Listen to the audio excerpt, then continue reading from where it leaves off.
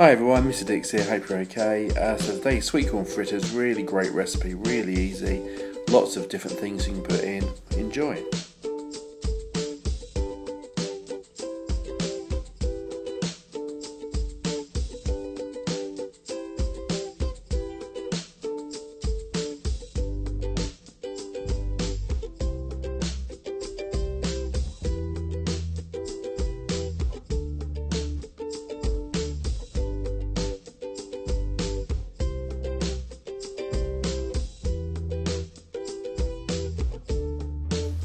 A reminder to be careful with chilli, don't touch your eyes or your face after you've done it.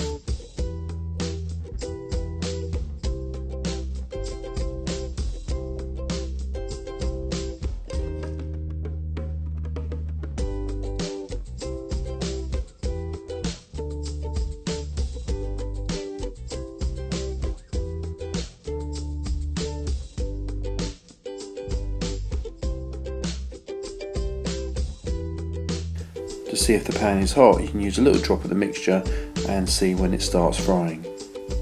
It's important to make sure that the oil is the right temperature. If it's too cold, they get oily. If it's too hot, they'll burn. You want a gentle sizzle.